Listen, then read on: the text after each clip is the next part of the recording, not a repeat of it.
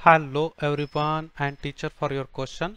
The question say that the energy of an electron in orbit in hydrogen atom is given by energy यहाँ पे देख के रखा है energy is equal to minus constant by n square और ये जो energy है किलो जूल पर मोल के अंदर है. Which of the following properties constant in above relation. तो यहाँ पे जो constant है वो क्या है.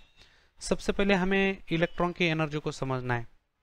तो हम जो फॉर्मूला यूज करते हैं एनर्जी निकालने का इलेक्ट्रॉन के लिए किसी भी शेल के किसी भी एटम को किसी भी शेल के अंदर एनर्जी निकालना है तो हमें वो फॉर्मूला है -13.6 इंटू एटॉमिक नंबर का स्क्वायर डिवाइड बाय शेल का स्क्वायर. और ये जो एनर्जी होती है वो इलेक्ट्रॉन वोल्ट पर एटम में होती है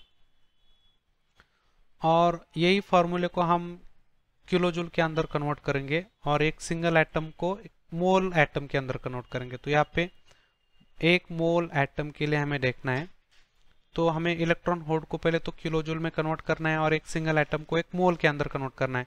तो ये जो कैलकुलेशन आ रहा है -1312 इंटू एटॉमिक नंबर का स्क्वायर डिवाइड बाय शेल का स्क्वायर और ये जो एनर्जी आ रही है वो किलो जूल पर मोल में आ रही है. तो यहाँ पे हमें ये जो मान के चलो कि हाइड्रोजन एटम है तो उसके लिए पहले शेल की एनर्जी देखते हैं 1312 एटॉमिक नंबर 1 है उसका स्क्वायर और शेल भी 1 है तो उसका स्क्वायर. तो ये आएगा हमारा -1312 किलो जूल पर मोल. तो ये हो गई उसकी इलेक्ट्रॉन की एनर्जी उस शेल के अंदर. तो उसको आयोनाइज करने के लिए हमें कितना एनर्जी देना पड़ेगा. आयोनाइज करना है मतलब इलेक्ट्रॉन को इन्फिनिटी भेजना है. इन्फिनिटी भेजना है मतलब वो इलेक्ट्रॉन की एनर्जी हमें जीरो करनी है. तो इलेक्ट्रॉन की एनर्जी जीरो कब हो जाएगी. जब हम इसको बाहर से इतनी एनर्जी सप्लाई करेंगे मतलब जितनी इलेक्ट्रॉन की एनर्जी उतनी एनर्जी हम यदि इलेक्ट्रॉन को सप्लाई करेंगे तो वहां पे वो इलेक्ट्रॉन की एनर्जी जीरो हो जाएगी, 0 किलो जूल हो जाएगी. तो यहाँ पे इलेक्ट्रॉन की एनर्जी 0 किलो जूल हो गई. इसका मतलब इलेक्ट्रॉन इन्फिनिटी चला गया.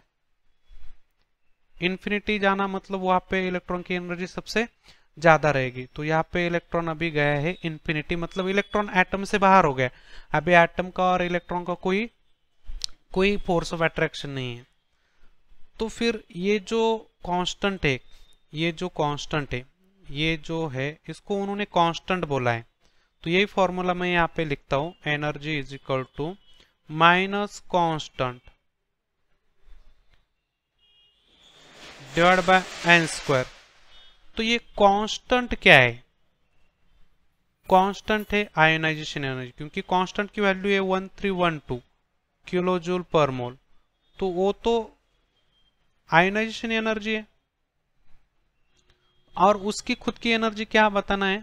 तो उसकी खुद की एनर्जी यहाँ पे बताना है ये जो मैं सर्कल कर रहा हूं अभी यहाँ पे.